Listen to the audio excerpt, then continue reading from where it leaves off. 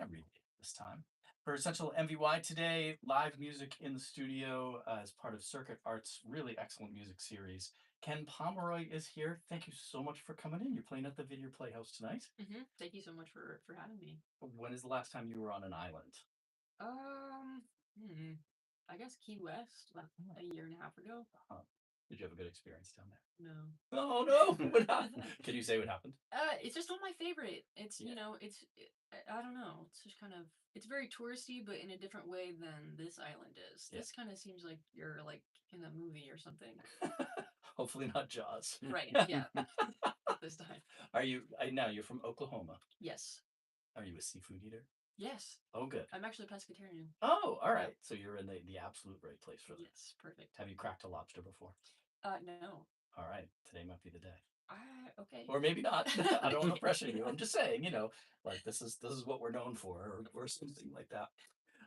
So you're out touring behind the record came out last year called Cruel Joke, and you have an EP coming out later this summer. All right. Yes. Yeah. Full of covers. How does it feel? Cruel Joke came out last May, around then. Okay, so you've lived with these songs live for a long time. Do you feel like they're evolving in a different way, or do you have a different relationship with them than when you were singing them to yourself before recording? Yes, I feel like over the last year of playing the songs, we've kind of gotten to be able to play them in a way that they were maybe meant to be played in the first place. We had a pretty tumultuous time recording that record, and there was a lot of cooks in the kitchen.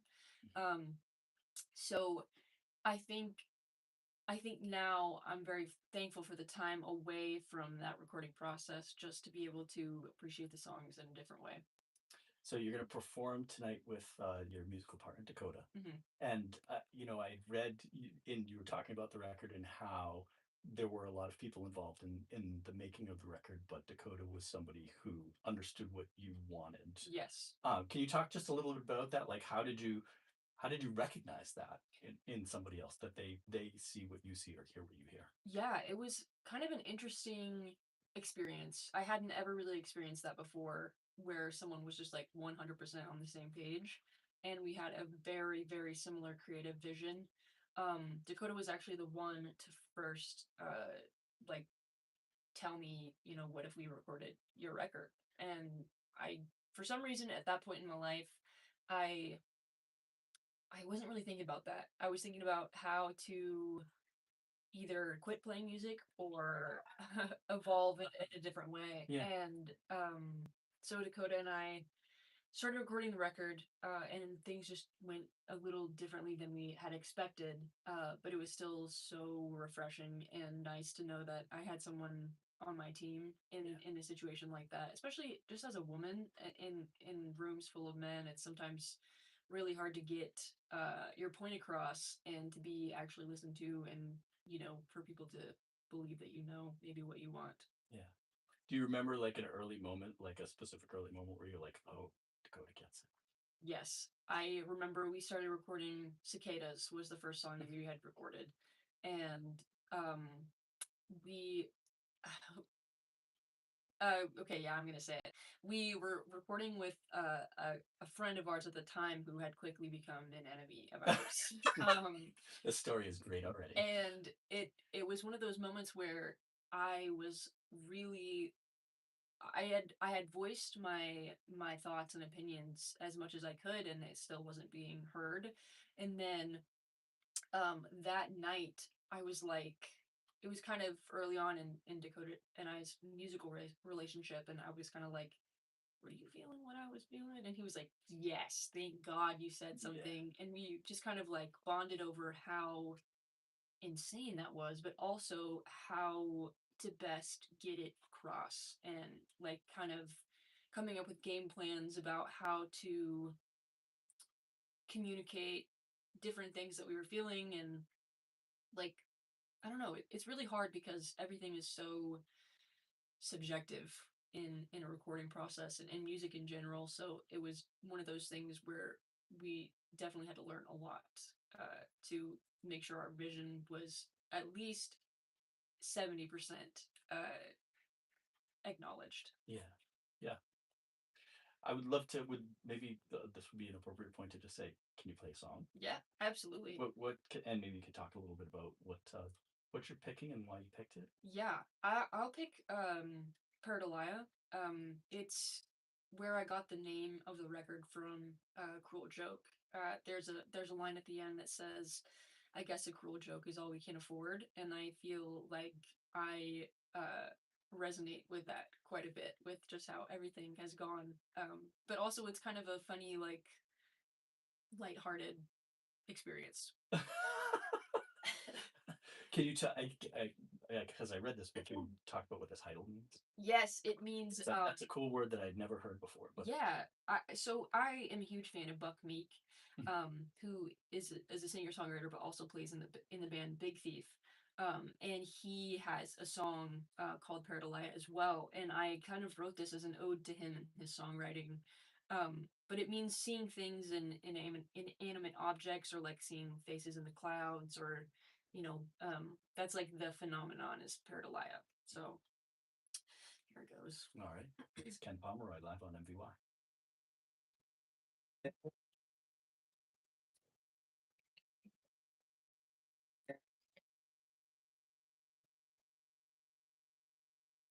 They ride the clouds, tell me what you see, using you like heaviness makes place. You're right, counting the faces you see, counting the faces.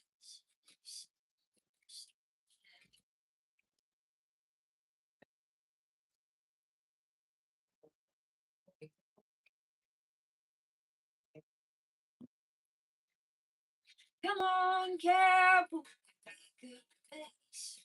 I'm not a cowboy. Takes this coyote's been walking against the wind, only for the fat and burnings, only for the fat and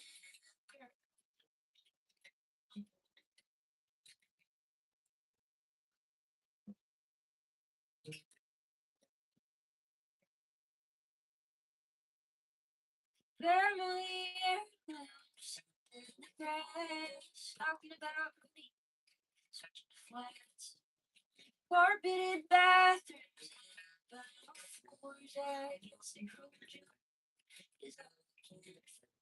I guess a cruel joke is all I can afford. Yes, a cruel joke is all I can afford. I guess a cruel joke.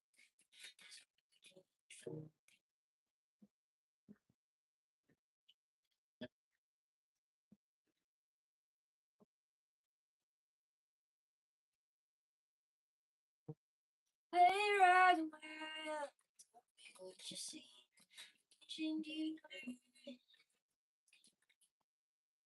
vision you learn, vision you die.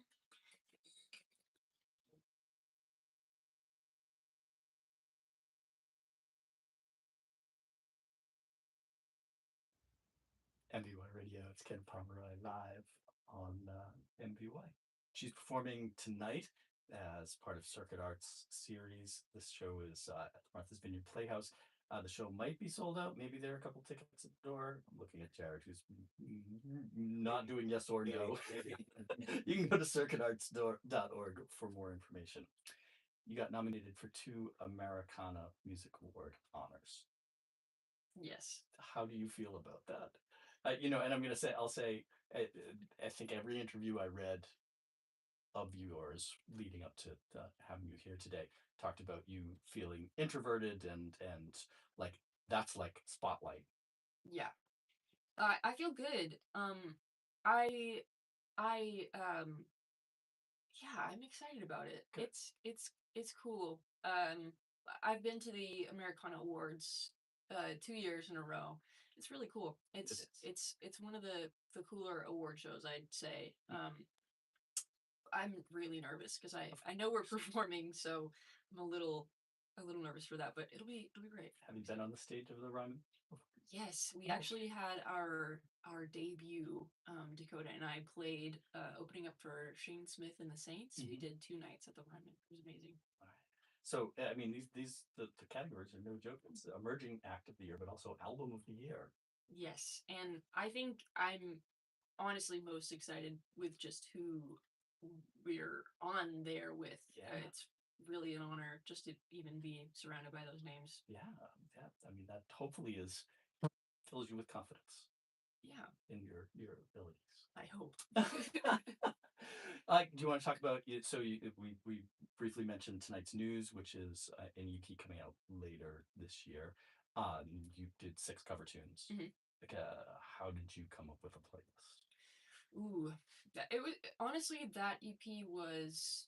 It's kind of um I don't want to say thrown together because that kind of gives a negative connotation, but it really was in kind of a really organic way. Mhm. Some of them have been covers that I've been playing since I was like 14, which is the Woody Guthrie tune. Mhm. And then we got to perform for John Denver's estate, Oh, and we played This Old Guitar, so that song's going to be on there. It's kind of just a compilation of songs that we have gotten to perform in the last few years that just were kind of special to us. Um, and there's actually a Bob Welch song on there as well, "Sentimental Lady," which kind of has a funny story, I guess. I really so when I watch movies, I like will kind of hyper focus on an actor. So there was a point in time where I was watching every Adam Sandler movie there was to be watched, and I was watching Grown Ups too, and there I think it's Grown Ups 2, might be the first one, but there's like a moment where that song comes on and David Spade is like, "Oh, this is our song. Do you guys remember it?" And I thought it was hilarious, and it's also such an amazing song. So I was like, we should cover that. It's yeah. funny. I'm looking forward to hearing that when it comes out August 21st. Yes. Okay, I have to go back to something you just said. That you performed for John Denver's estate. I want to say that again. I think everything I've read about you is like you are a massive John Denver fan, and he is integral to your deciding to become an artist. Absolutely. Yes, he kind of was the first it was the first time where I heard music and I felt something really deep. Like it just made me feel a lot. And the first song I'd ever heard was Jet Plane, and I was about 6, I think 6 or 7 years old, and I was just like obsessed with that song. So much so that I asked my stepmom to burn it on a CD 18 times in a row. So every night I'd put it in my CD player and just listen to it until I went to sleep. Yeah. So, how did you end up playing for the estate? So I think now they know who I am based on how obsessed I am, but I think they had caught wind of me really being a huge fan. And it was a kind of a it was an Americana Fest event where it was like filmed by PBS, and it was a big deal during that week. So we ended up uh, getting to perform, and like Joby Riccio played and Caitlin Butts played. It was a bunch of really cool. I think Nathaniel also played. Mhm. So it was like a really cool kind of get together in honor of John Denver, and it worked really well. It was one of the highlights of my year. And the song that we played was This Old Guitar, and the guitar that he wrote that about was just on stage next to us Oh too. my So God! that was really cool experience. Wow, that's really special. Yeah. I wanted to ask you about another record you contributed to. So your original independent label did a Cherokee language revitalization album. Yes. Can you tell people what that was, and then let's talk about how you contributed? Yeah, totally. So this specific album was just a way to get the Cherokee language out in the world a little bit more than it has been. It's really devastating how many native languages are lost each year just because of elders passing away, and like things weren't recorded necessarily in traditional ways. So it's really hard to continue on learning native languages. And so For this project, it's called Anadaleski, which means performers in Cherokee. And Jeremy Charles, who is works at the Cherokee Film Commission, he kind of put this whole thing together with a bunch of Cherokee artists, and we worked with elders and our tribe to like properly um, translate our songs into the language so that Cherokee youth would have things to listen to other than hymns. So the song you did is actually your lyrics, Yes. but Yes. translated. Yes. And it was really nice because I got to work with my great aunt, who is a first language speaker. And so it was kind of like a callback to family a little bit. It was really nice. And we got to do that. And there's actually going to be another record coming out this Okay. year. Yeah. I was shocked to read that if this is correct, that there are only 2,000 Cherokee speakers left, like people who fully, are fluent in the language. It's insane. Yeah. And like there are not many resources to be able to learn the language. But thankfully, I live in Tulsa, and that's Cherokee land. So there are a lot of classes and kind of like this project language revitalization. There's a really amazing Cherokee artist called Chuj Mackey, and he does most all of his songs in Cherokee, and it's kind of like Western swing Cherokee songs. He's so good, so good. Did you did so singing in another language? Did you know? Did you just have to learn from scratch? Or Yeah, yeah, I had like known just a few Cherokee words just choice words. based on like growing up, but um, it is it was incredibly important that we got the pronunciation correct Of course, and not kind of slurred anything, because it is the way that some people are going to be learning the language and like learning different, just being able to sing in your native tongue is really special, and I'm really grateful that I'm getting to do that. But it's also really important to continue on teaching the language. It's really really important. I wanted to ask about Newport Folk Festival because you played last year. We go each year and cover it, but I wanted to hear like a first time artist perspective. What was your experience like It at was the Newport Folk Festival last amazing. year? Probably one of the best festivals that we had ever played. It was so real. I don't know. Real, I feel like is a good word, because sometimes we play festivals and it's not necessarily the festival, but the people there are just kind of like, oh, this is a cool kids club, you know. But Newport really felt genuine. And it was just so fun. We played I can't remember which stage it was, but it was packed outside. I was not expecting that at all.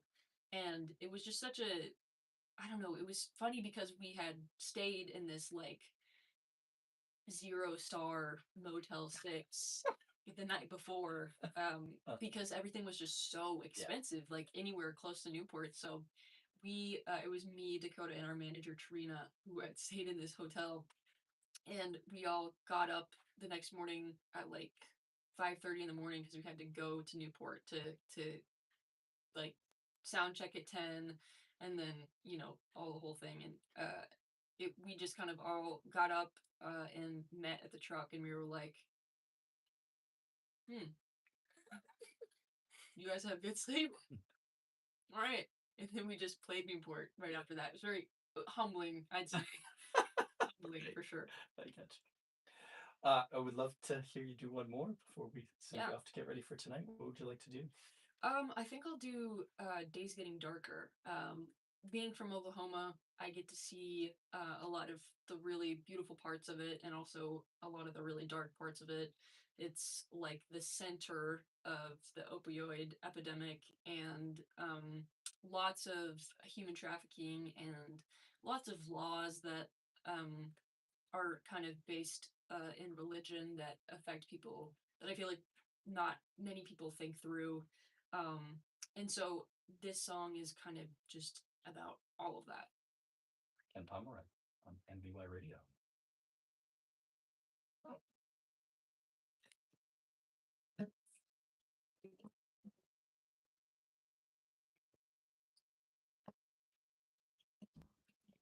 Talking too loud, they can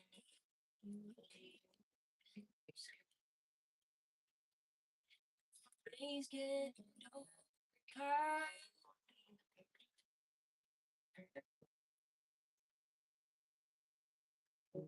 Time drags on.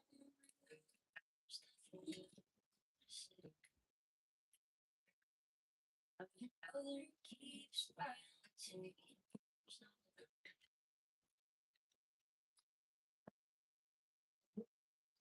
Send me back to where I was before. I was felt. Take me to what I devil's hiding in the Bible. Devil's hiding in the Bible.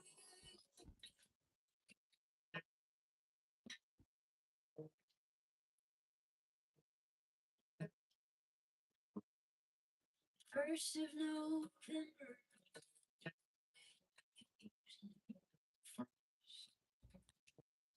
Crops are all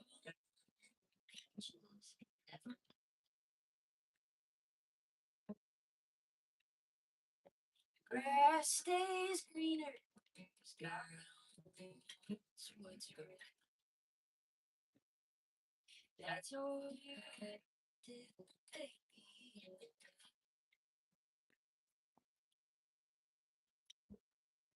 Send me back to where I am where this felt. Take me what I the devil's hiding in the Bible. The devil's hiding in the Bible.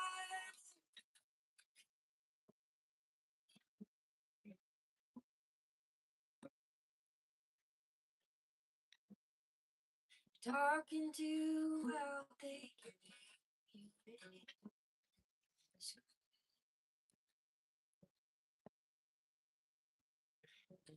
Days get dark.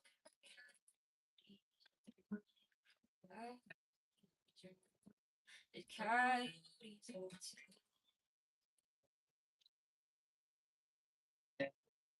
send me back to where I was before. I knew how this felt. Take me what I am. The devil's hiding in the Bible. Devil's hiding in the Bible. Oh, the devil's hiding in the Bible.